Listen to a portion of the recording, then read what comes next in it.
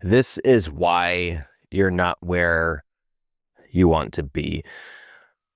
Today on Pack Vitality, I'm going to talk about how there's 10 things that age you fast, and this is all backed by data. And I'm going to go over all 10 of these things, and I'm going to go how either I solve them myself personally for myself, or I'm going to go over how I help someone else solve them. And the issue is that most Americans, or just people in general, aren't aging from time. They're aging from lifestyle and stacking on it daily. And you don't need some sort of extreme biohack. You don't need some sort of fancy supplement that's being sold on Instagram. Like, the only thing you really need is to go back to the basics. And a lot of these things that people ignore, but it's never something that you don't know. It's always something that you're just not willing to do yet. It's the obvious thing that you're not willing to do. And, you know, I've chased so many things going down the rabbit holes and trying to find some sort of a shortcut or some sort of a hack. And it always ends up coming back to the basics. It's like, just do the basics for long enough for them to take effect. And I'm just going to get right into it. So I'm just going to list off all 10 and we'll go over each one with you. So again, this is the top 10 things that age you fast backed by data. So number 1 is obesity / excess body fat. Number 2 is processed food intake. Number 3 is physical inactivity. Number 4 is poor sleep. 5 is chronic stress. 6 is high sugar, liquid calories. 7 is alcohol consumption. 8 is smoking / vaping. 9 is sun exposure without protection. And number 10 is low muscle mass. Now, some of these aren't relevant to fitness, but I wanted to list off all the ones that were the top 10 based on data. Some of these we won't spend much time on. The big pattern here is that almost everything above funnels into like these 3 main root causes, which is inflammation, insulin resistance, muscle loss. And so if you fix those, you will slow aging dramatically. Because who wants to look old when you're young? I mean, nobody, right? Not even me. Let's get to the first one, which is the obvious one: obesity / excess body fat. So 42% of US adults are obese, and this is according to the CDC. And so a higher body fat equals chronic inflammation, insulin resistance, and it's linked to faster biological aging and a shorter lifespan. So what this does, it just accelerates cellular aging, lowers testosterone, worsens skin quality. So we all know that we don't want excess body fat. We all don't want it because it doesn't look good. We know it's not healthy. So the easiest way to lower excess body fat, first off, is your nutrition. Yes, and this includes myself. And one thing I've been doing lately has been trying to eat some sort of a vegetable with every single meal, including my snacks. Now, I know that sounds extreme, so if you're not doing that, just start off slow. But this has helped me stay leaner. And I always notice when my body fat creeps up, it's just simply because I'm not eating enough vegetables. I know that we always preach protein, and protein is a huge part of this, but adding vegetables with every meal is going to be extremely helpful because it's going to fill you up, because there's pretty much free calories. You can't really overeat on vegetables, especially when you cook them properly without a ton of fat in it. That's one thing you do want to avoid cooking in. And it's fibrous, we know vegetables are healthy, but think of it from a practical standpoint that it's free calories. Think of it like that. Like, hey, I can eat as much as I want, but it has to be mostly vegetables. An easy way I found to get myself into the habit of it, or if I don't like, and I didn't, believe me, this is coming from someone who hated vegetables, especially as a kid, that I found that if I just ate it first, very first thing, whatever was served, I would eat, and I would plate myself a lot of vegetables, and the first thing I would eat would be all that, just because I'm just going to get over with. And then after I got over with, it's like, now I can have my fun foods, or now I can eat the rest of the food. And if I was still like wanting to have some fun after, like, then guess what? I could have something a little bit more fun, because guess what? I ate all my vegetables like a good little boy. All right, moving on. Number 2, we have ultra processed food intake. Okay. Processed foods are a staple in American culture. You know why? Because it's cheap. It's cheap to manufacture. It's easy to, it has a longer shelf life, and it sells. You can sell at a lower price, and if you can just sell a bunch in volume. So 60-70% of US calories is from ultra processed foods. That's insane. I didn't even know that until I just read it off the sheet now. And it's associated with higher mortality risk, from multiple large cohort studies. And what it does, it drives inflammation, just like with excess body fat. And there's it significantly increases overeating and poor gut health. And overeating being the big one here, especially when it comes to health.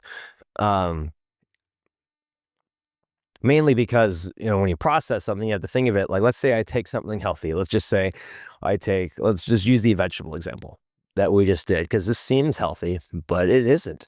So let's say we just take a bunch of vegetables, we just put in a blender, grind it up, and then we drink it. Okay, not necessarily that bad of an idea, but you have to think of it like this. You just pretty much pre-digested it, because that's what our stomach is supposed to do. And so it doesn't fill me up as much. Okay, think of it if you liquefy anything. There's a big difference between drinking a 50-gram protein shake and eating 50 grams worth of ground beef. Which one do you think is going to keep you more full longer? Obviously the meat, because it takes time to process it. It also fills your stomach up more because it's not a liquid. And then yeah, their body has to break it down, so you have more sustainable energy. So you have to think of it the same way if we were to do vegetables or fruits. You're just pre-digesting it. You're taking all the fiber out, and then also it's not filling you up as much, which is kind of the point. Okay. But when you do that to non-healthy foods, guess what? What are you more likely to consume?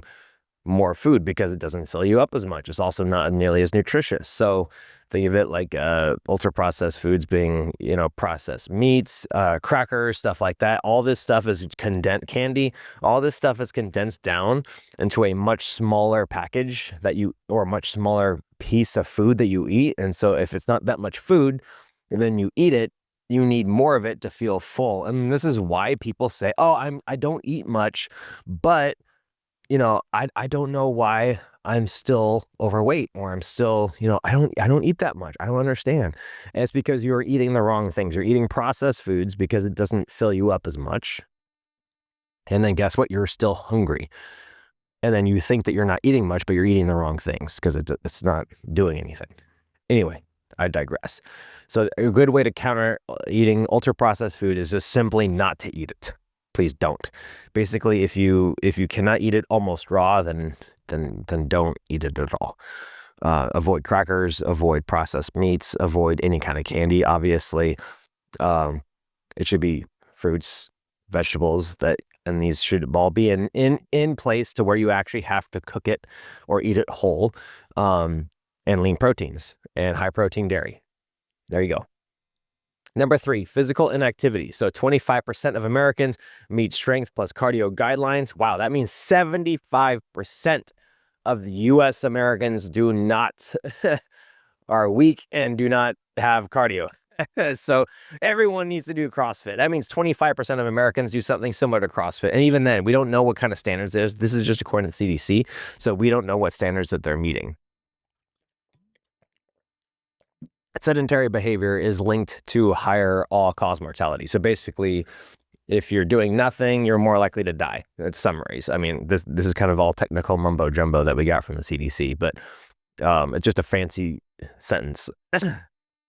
Can we just simplify things? I mean, I digress. That's a whole nother podcast I'll go into. But what it does is that, obviously, if you don't lift weights, you're going to have lower muscle mass. If you don't do cardiovascular work or aerobic work, you're going to have poorer circulation, and you're going to have a metabolic slowdown. So the easiest way to counter physical activity is to be more physical. And again, if you cannot make it into the gym all the time, simple solution, go out and walk more. Hit 10,000 steps a day. If you can't hit 10,000 steps, hit 7,500 steps. That's a good place to start, especially with someone who's not that active. Start a little bit lower. Like if you're right now only hitting 2,000 steps a day, that's fine. Hit 3,000. And then the next week, hit 4,000. And then the week after that, 5,000 a day. Gradually build it up, but I always tell people, stay at the same level of activity roughly, or something that is sustainable for 5 to 7 days, for 7 days straight. And if you feel good, then you can up it the next week. If not, stay at the same amount of physical activity the week after. But your goals over time is to increase the amount of physical activity you're doing if you're sedentary. If you get to obviously there is a cap to that over a long enough timeline. You are going to have to manage things a little bit more, because as an adult, you only have so much time to train, let alone so much time to recover. But that's a whole other story. But easy way to counter physical activity is to be more active. And the easiest and lowest barrier to entry is to walk more. Number 4, Something just walked on the roof, or at least it sounded like it. That was weird. Maybe there's an animal here. It's 6:30 in the morning at the gym. Good Lord. That was the weirdest thing I've ever heard. Interesting. I'm here by myself. Is the door locked? Axel, are you okay? I'm going to leave this in the podcast. That's funny. All right. Poor sleep. Under 7 hours. I don't know if you guys heard that on the mic. You probably didn't, but whatever. Number 4, poor sleep under 7 hours. 35% of U.S. adults are sleep deprived, according to the CDC. I actually thought it would be worse.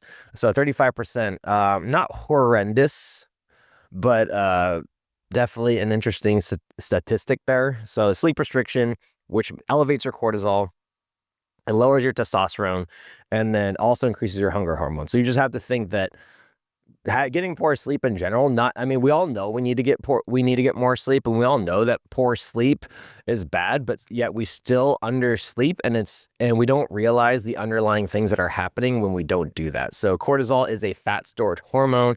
It's also the stress hormone. So it's not something you really want, in my opinion. And then if it lowers your testosterone, guess what's going to be harder to put on, which is muscle. Yes, the lovely, lovely muscle, which everybody wants. Everyone wants to look toned. Never heard anyone say, you know what, I really don't want to look good. And then also hunger hormones go up. It means that you're going to have more cravings, to fuel yourself, because guess what? You're sleep deprived, so your body wants more energy, and so it's going to go for either caffeine, or it's going to crave caffeine, or it's going to crave more food. So what it does, it increases fat gain, slower recovery, but especially between workouts, and cognitive decline. So clearly a trifecta of death right there. And an easy way to counter poor sleep is, guess what? Go to bed earlier. Turn off your screens at least an hour before bed. This is really difficult, especially for me. I've been trying to do a better job at this, which is go to bed or an hour of no screens, including no TV, an hour before bed, which is very difficult. And then going to bed around 10, because usually I'm up by like either anywhere between 5 and 6:20 a.m., depending on if I have a client or not, or if I have work to do. So one thing that really helps me, especially if you're struggling with this, and I make myself do this every once in a while, I should do better at this, but I don't, which is that I turn off all the lights, and I pretty much go to bed at like 30 minutes before I usually do. And then my role there is to simply lay there until I fall asleep. And there's different modes of being able to fall asleep, but one thing that actually helps me, and I know this sounds counterintuitive, is I try and stay awake. I just do the opposite. It's like, I'm just going to try and stay awake as I can, and then I get bored, and then I fall asleep. So anyway, try that. It probably won't work. It might work. Who knows? But that's just what I do. Number 5, we're on chronic stress. So long-term stress elevates cortisol. It's linked to shorter telomeres. I don't even know what that is. So marker of aging in telomeres research. Okay, whatever. I'm not going to go into that because I don't know what that means. Again, I got this information from the interwebs. What it means is that it's going to break down muscle, increase fat storage, accelerates aging at the cellular level. So again, chronic stress elevates cortisol, which we just talked about, which is the stress hormone. And what you can do to lower stress, or what I do to lower stress, there's not much. This one's probably the hardest one, I think, for most of us, especially if you're a fully functioning adult. There's really no such thing as not being stressed out. So, my good Lord. I don't have much advice here, because this is something we're just all kind of dealing with. And I'll be real with you that there's only so much that I can do, or we can do as adults, to counter this. Man,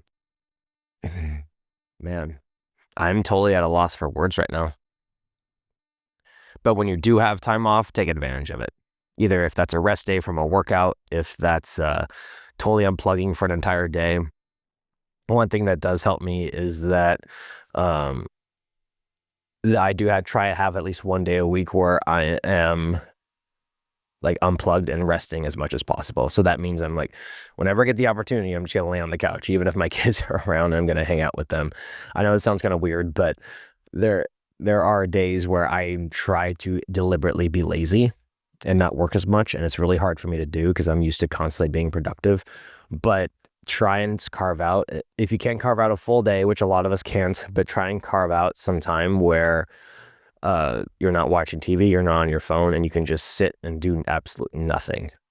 And that mentally kind of helps. It's kind of like meditation, but it's not. Anyway, that's kind of what I do. I don't do this all the time. I don't even do this once a week, but that's the best advice I can give you because that's a tough one. Number 6 is high sugar / liquid calories. This one's an obvious one. I think most of people, if you go to my gym, you do a decent job of avoiding high sugar and liquid calories, but a lot of you guys don't. But high sugar intake leads to type 2 diabetes and heart disease. Shocker. We didn't know that. Sugar causes glycation, which damages collagen. And what it does, it causes wrinkles. You gain fat and metabolic damage. I don't think I need to go into this one too much. Just avoid high sugar and liquid calories. So avoid things like sugary drinks, cookies, candy, stuff like that. That goes without saying. I know a lot of you don't, but whatever. It's not my life. Number 7, alcohol consumption. So even moderate intake negatively affects sleep and recovery. It's linked to increased cancer risk per the WHO, World Health Organization. And what it does, it increases dehydration, hormone disruption, and liver stress. I think this is getting more and more popular on the internet, is that where people are not drinking at all, or they're quitting alcohol completely. It's such a part of an American culture, which is a drink, and I just don't really understand it. And I have an advantage here personally because I get super red and I get the Asian glow really bad. My heart rate goes up. It's hard for me to breathe. So I'm borderline. I'm pretty much allergic to alcohol when I drink it. So I don't drink that much. And when I do, I have to like sip on it and like milk that thing. Like it doesn't matter what I drink. I have to take it slow. And so I kind of have like a natural deterrent that prevents me from drinking in the first place. So but for other people, it's just kind of part of their routine or part of what they do and part of how they're social. And again, I'm not saying you can't drink or that drinking is bad and you can't be social. I'm just saying that please don't binge drink if you guys can. Do yourself a favor. I just heard recently that there was someone at the gym and them and a friend just went through an entire bottle of whiskey in like one day, and it would take me like 2 years to get through an entire bottle of whiskey even if I had like help from 5 people. Actually, well, it depends on who those people were, but if they were like me, it would take like a few years. So yeah, please don't do that. Thinking long term, because I mean, just for the cancer risks and it's pretty much an all-in-one bad thing to do. So like think of it like fitness and nutrition is like an all-in-one to get you healthy. Alcohol is an all-in-one to guarantee that you will stay unhealthy. Yeah, it's full of calories. Again, lowers testosterone, kills your recovery, messes with your brain, messes with your liver, messes with your hormones, dehydrates you. I mean, the list goes on. Number 8, smoking / vaping. Okay, smoking reduces lifespan by up to 10 years per the CDC, destroys collagen, reduces oxygen delivery, ages skin rapidly. So don't smoke, don't vape. Don't need to go into that one. Number 9, sun exposure without protection. This is not really super fitness related, but it goes without saying that up to 80-90% of visible skin aging equals a lot of UV exposure. So that's from dermatology research, and causes wrinkles, pigmentation, skin damage. So if just wear sunblock, a lot of you guys, I mean, whatever, do whatever you want on that one. Number 10, which is low muscle mass. So this is the big one. We all want muscle. We all want to look toned. We all want to look good. So muscle declines 3 to 8% per decade after 30 years old. 3 to 8% per decade. And I know that seems like a long time, but when you think about it, time really seems to go by a lot faster, especially as you age. And it's a strong predictor of mortality and dependence. So we do know that people with higher muscle masses tend to live longer, and also that they don't need as much help when they get older. And what happens is that if you don't have a lot of muscle mass, is that you're going to lower your metabolism because muscles require a lot more energy, requires more glycogen, requires more sugars or whatever. It requires, you can have more carbs with it because guess what? Your muscles need carbohydrates to fuel. So that's why you can kind of see some of these bigger or muscular or very fit people can kind of, they post on Instagram like, oh my God, I had an entire box of donuts or pizza, whatever. Anyway, well, they can kind of get away with that every once in a while when they do it because they have so much muscle mass. And then it goes straight to their muscles, and guess what? You can kind of, and also your basal metabolic rate is a little bit higher as well because you burn more energy naturally when you have more muscle mass. So even at rest, you need more calories. Also, guess what? Muscle mass means you won't be as weak and you have faster aging trajectory if you don't have as much muscle mass. So yeah, goes without saying. Build muscle. It's like the Swiss Army knife of health, and we can definitely help you do that. So again, the big pattern that we see here and what actually matters is that almost everything above funnels into 3 root causes, which is number 1, inflammation, number 2, insulin resistance, and number 3, muscle loss. So if you fix those, you're going to slow aging dramatically. Yeah, I can't tell you how better, even it's probably been about 2 weeks now that I've been eating vegetables. I'm doing my vegetables for my little challenge for myself, vegetables with every meal, and I do feel better. Like I definitely feel less hungry all the time because when I do get hungry, I make sure I eat vegetables. So I can kind of I don't get these hunger cravings as much as when I'm doing like a traditional cut. And also I do feel like I'm recovering a little bit better, not noticeably better. It could be just placebo effect, but I mean, the science does show that if you eat more vegetables, the more healthy you will be. Anyway, so a simple evidence-based fix here, and this is going to be your highest return on investment, is that if you need to do this consistently, really simple. I got 5 things here. So lift weights 3 to 5 times a week, build and maintain muscle. And if you don't know how to lift weights properly, get a coach. You're going to waste your time if you don't. Number 2 is eat high protein. So you need to be eating 0.01 to 1 gram per pound of body weight. That's just a guesstimation, but it works because it's easy to measure. So good Lord, I know you guys don't hit that, but for the love of God, at least try and get 75% of that. Walk daily, 8 to 12K steps. That's your goal. More the better. Sleep 7 to 8 hours. That's, I know it's tough for a lot of you, but figure it out. You're an adult. And then finally, minimize processed food and liquid sugar. So basically, if you can't cook it, or if it's on the outside of the aisles at the grocery store, do not buy it. Stock your not grocery store. You don't have a grocery store, or maybe you do, but stock your pantry and your fridge with things that actually kind of make you go, oh, we got nothing to eat, but we really do, and it's healthy foods. Yeah. So most Americans aren't aging from time; they're aging from lifestyle, and they're just stacking everything against you. So if you need help with this, feel free to chat with me in person or shoot me a message. I'd be more than happy to help you. But this is all stuff that we know, but we need reminders and we need help with the execution of itself. Thank you so much for listening. Good luck, have fun, and nailed it.